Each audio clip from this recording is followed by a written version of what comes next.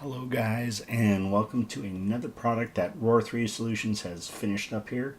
We're going to be releasing this product on 3 different areas now: roar3solutions.com, cgtrader.com, and c4depot.com. Also, anytime you're interested in the best plugins you can find, go to c4depot.com and you're going to find some awesome stuff.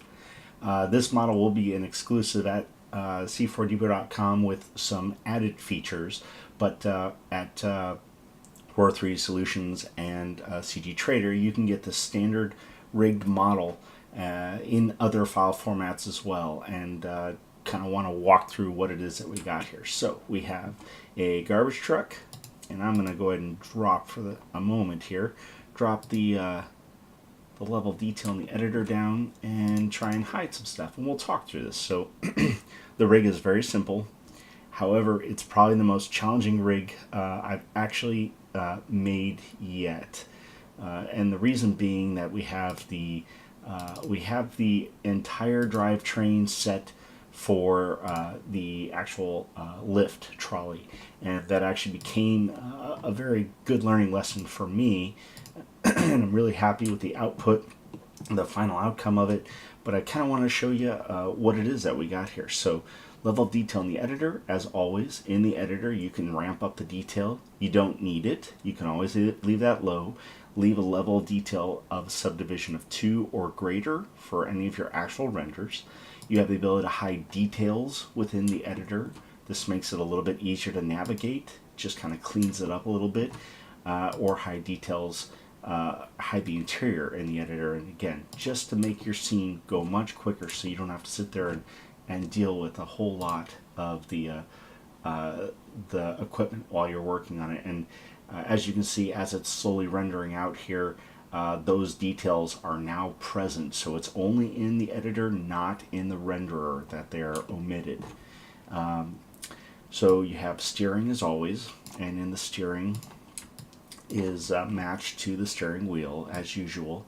So this vehicle also, as you drive, so if I grab the vehicle and I pull it along, the wheels will also track as it's moving along.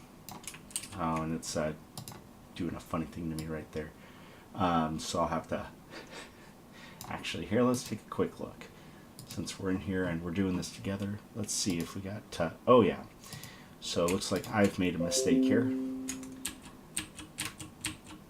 So lesson learned for all of you out there: if you are using Mo instance, you have to make sure that your Mo instance, all your instances are dropped down to a history depth of 1. If they're not, what you're going to get is exactly what you just saw, where you're going to actually get that history of, and it's a cool effect, but it's actually a really obnoxious effect.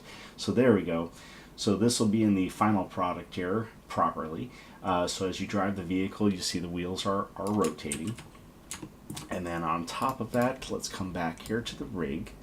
And what we have here is the ability to open and close the driver door and the passenger door, and your window wipers are, as usual, enabled whenever your scene is active, or your timeline is active. And then the arm lift, just to show you what it's going to do here.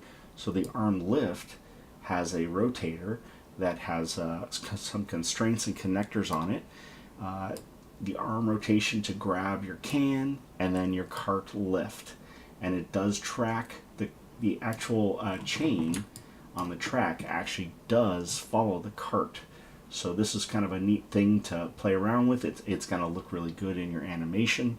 And luckily, Jamie at C4 Depot was kind enough to make a little clip of that. So I'm going to go ahead and show you.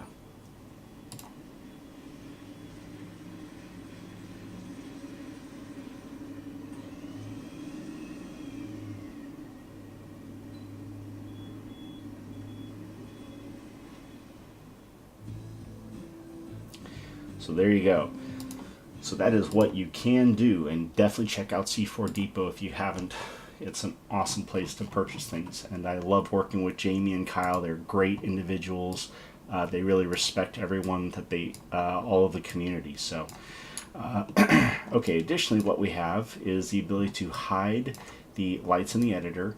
As usual, those can become overwhelming when you're trying to use them in the normal editor, so I like to kind of hide those away.